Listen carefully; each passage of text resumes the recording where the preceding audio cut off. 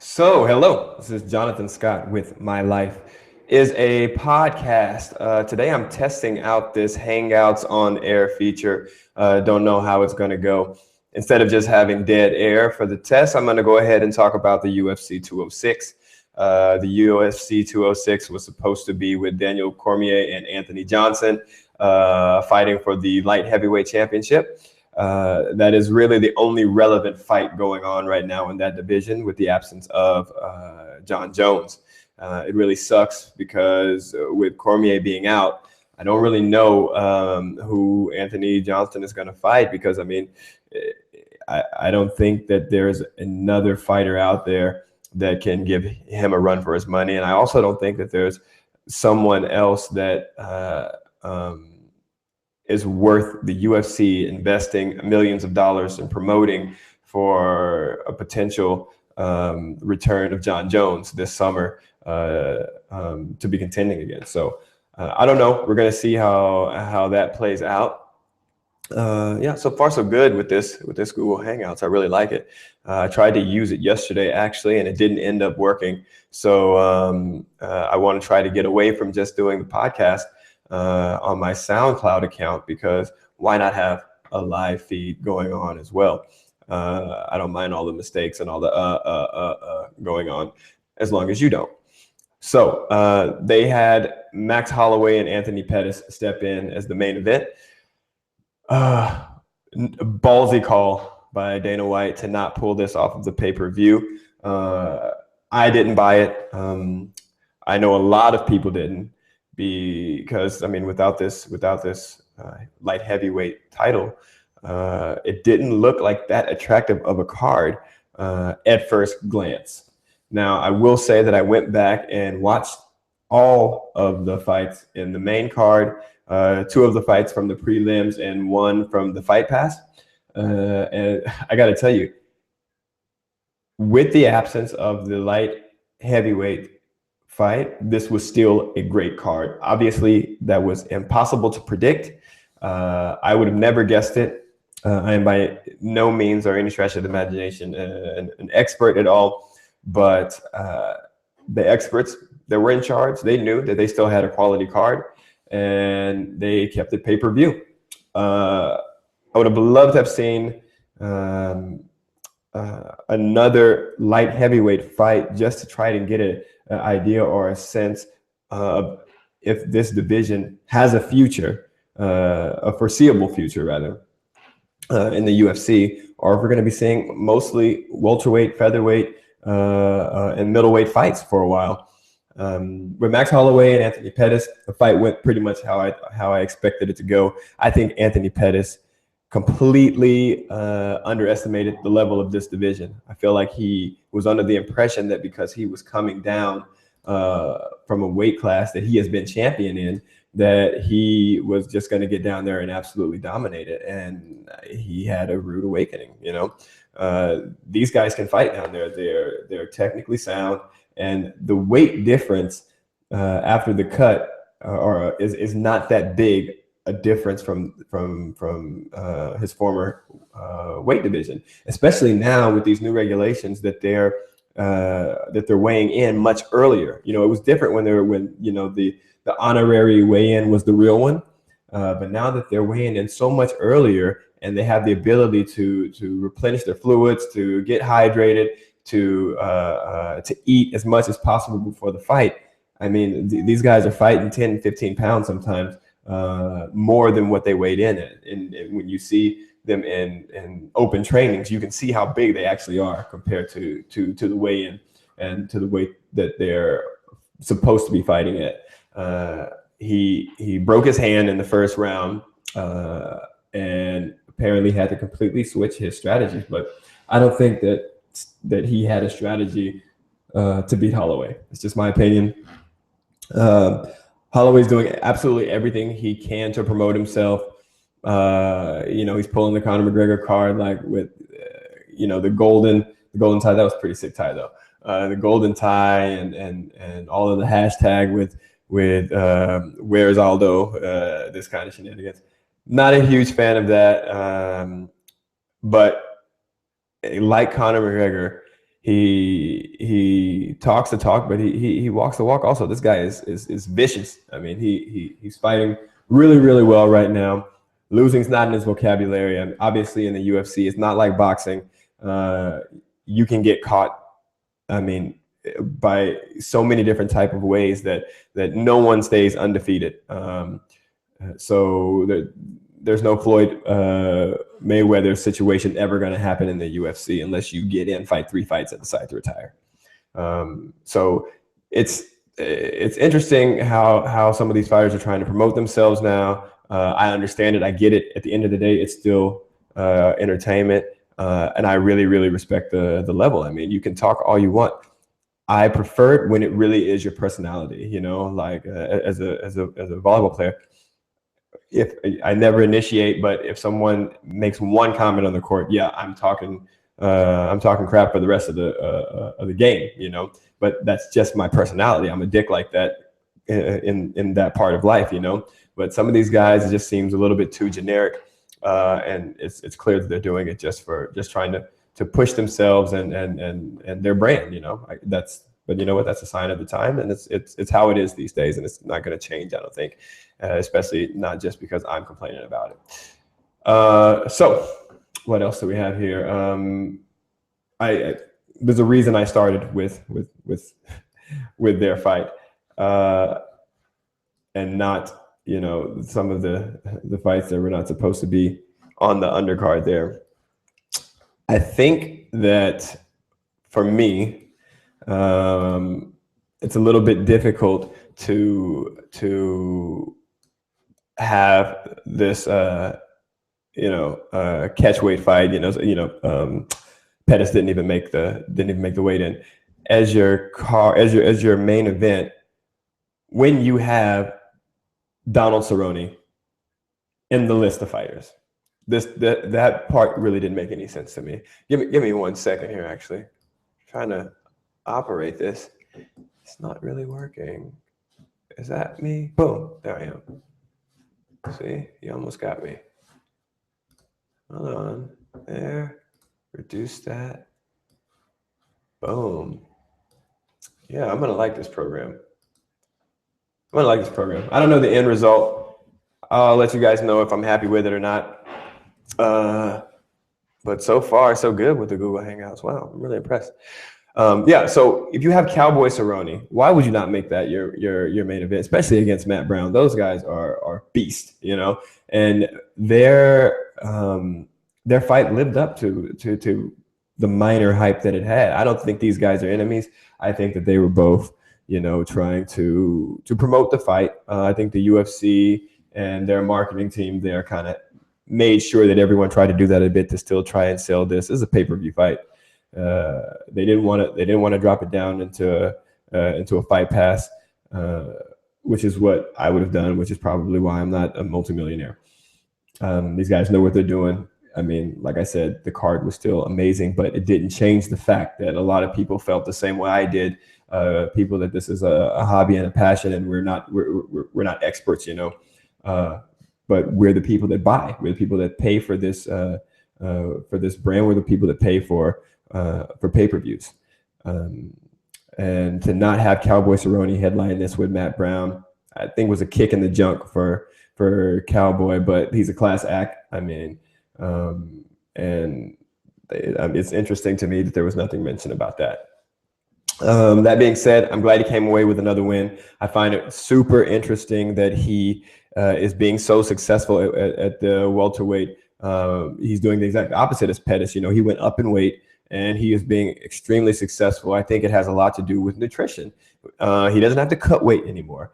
He walks into a press conference slugging a beer, and I don't think that that's a front. I don't think he's trying to pull this, I'm a cowboy, I'm going to do whatever I want and pound beers. I think that's the person he is, and also obviously it is his sponsor.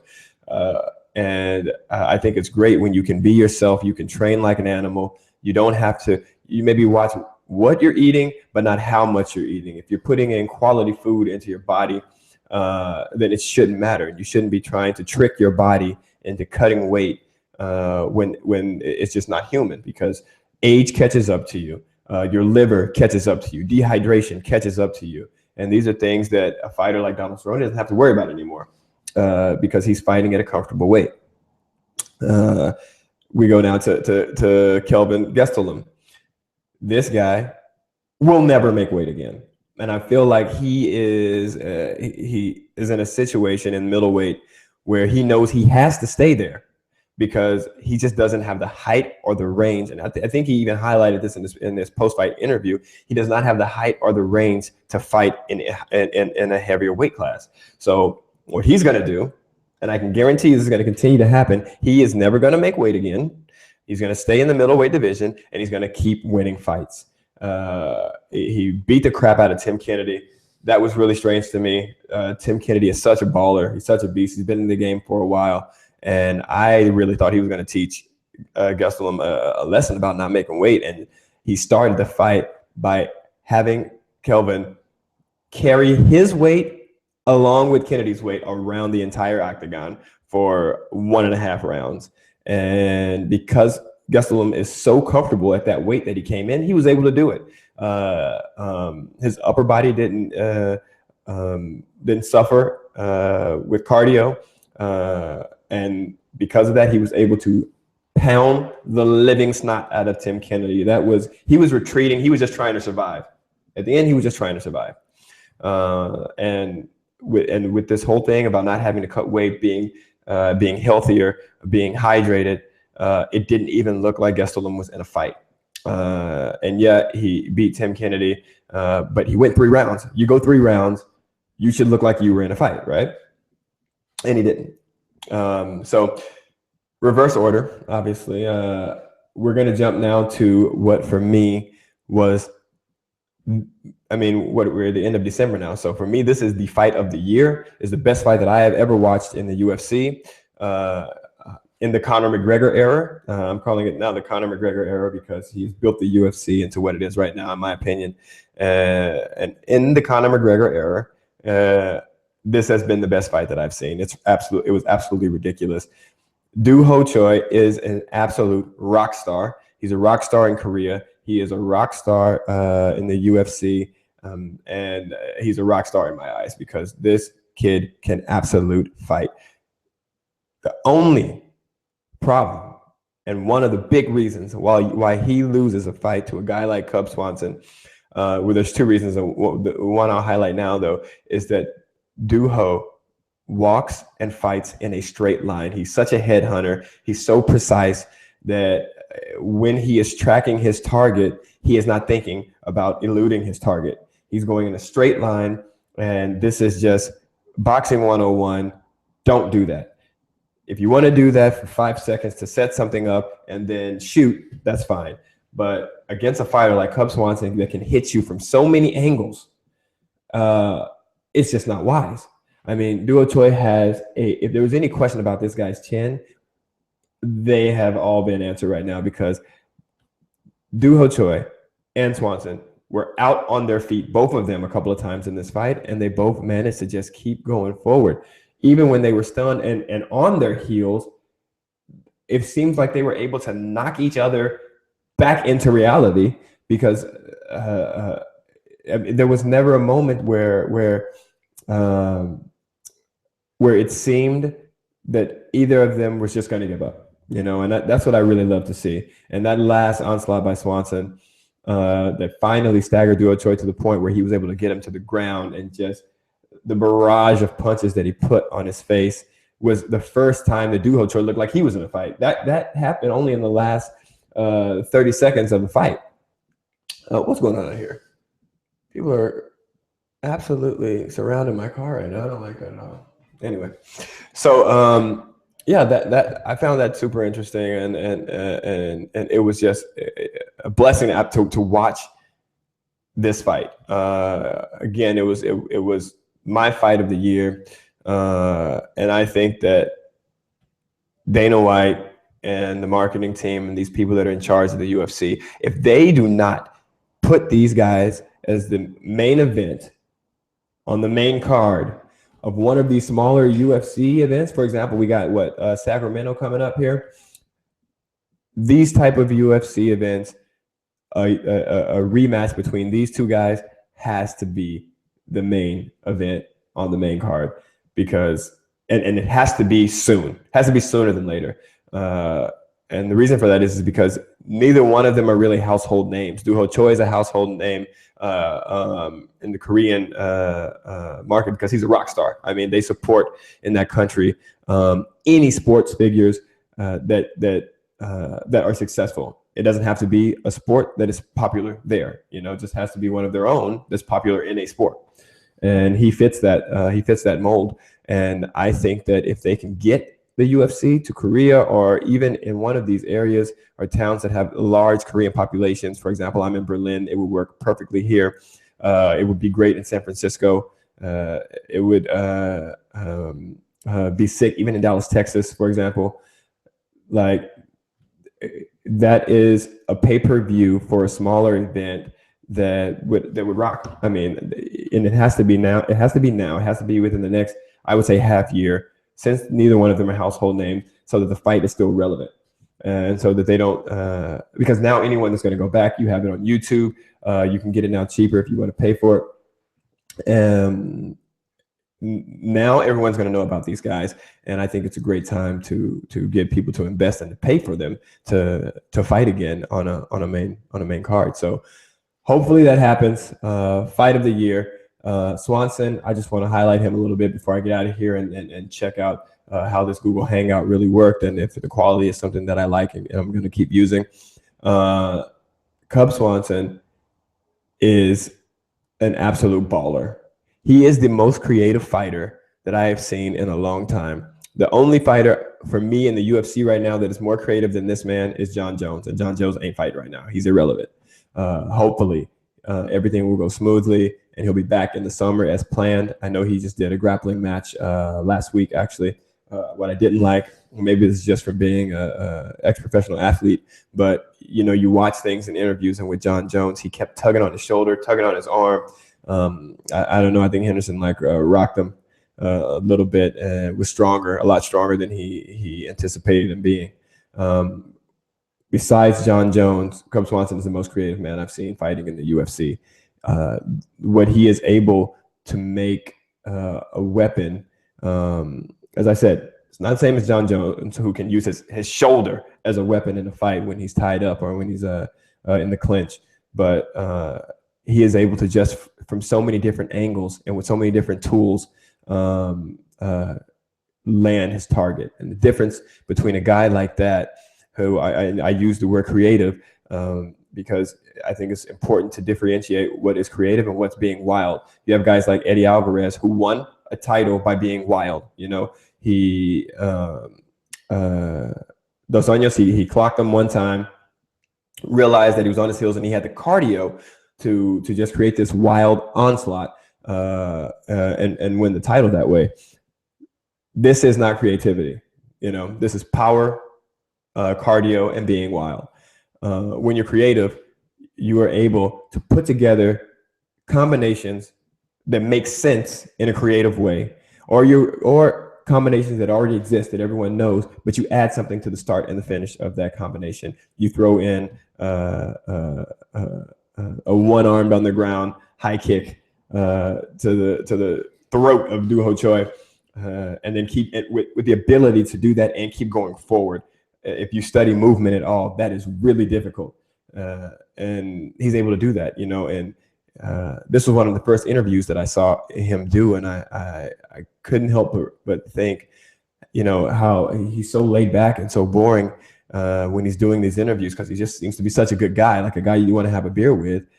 But at the same time, in the octagon, he's inked up from the toes up and sticking his tongue out while he's fighting, and he's so creative and he's so outgoing, and that's his outlet. He's using that as his outlet to be a badass, and it's working for him, because he absolutely rocked in that fight. And I really hope to see these guys fighting, duking it out again soon.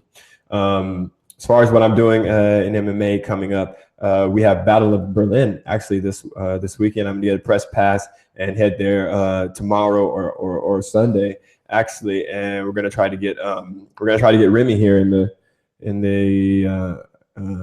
the podcast. Hopefully by then we got Hangouts going the way I want it to go. We're going to try to hook the GoPro up to have a live studio cam instead of just, like I said, instead of just putting them on the SoundCloud. We got a pretty sick studio, sick office here. So might as well show it and get some camera time and exposure for some of these people we're going to be bringing in for the podcast. I want to talk to him about where he thinks K1 is now, and comparing this to this craze of mixed martial arts in the UFC, Bellator, and also get his opinion on how we can get this promoted more in Europe, because I'm sitting here, I absolutely love it. And I got to tell you, trying to get that last Conor McGregor fight was ridiculous. I had 7 people at my place chilling on the couch, and we were struggling to get that fight over here. And even the outlet, the digital media outlet that we have here, didn't work. I had to, I'm not even going to tell you what I had to do to end up getting that fight, but we got it right before it started, right at the end there. I was so bummed out that it took that long. I couldn't enjoy a lot of the undercard fights and some of the prelims. But yeah, I mean, you got to do what you got to do when you're over here in Europe and you're a little bit limited to what's going on. So hopefully all that's going to work out. We'll get him in here.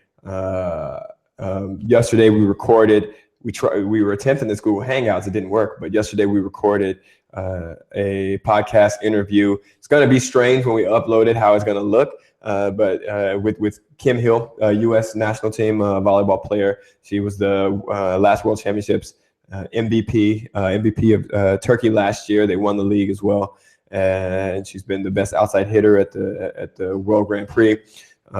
Unbelievable woman, very well spoken, super funny. It was like having a conversation, and that's what I want to do on the podcast, is have a conversation with these people. I don't want to just go through their resume. I want to know who they are. Because you want to know who they are. It's important to humanize these people, because they are, while they give us hope and inspiration of some amazing things that are our passions, and they can do it for a living and earn money from it. They are human, and they go through the same things that we go through. And so I think it's important to highlight that on these podcasts and in interviews and in any other media outlet or social media outlet that is possible. So let's. I'm going to go ahead and say goodbye to you guys, and I'm going to get to editing this or see what's possible with editing it, because it's live now, and I think it's going to just go ahead and stay on the channel. And I'm going to work around with some of these tools. Foxy, did you want to say anything? No, you're good. Okay, all right. Foxy didn't want to talk. That's my co-host for today. At least I don't want to talk about it, but he's a little pissed at me from earlier. But yeah, I mean, I made him force a smile, but don't worry about it. Goodbye. And if you're watching this, or if you're going to watch this, let's see how the edits go that I'm going to put down on this bad booger.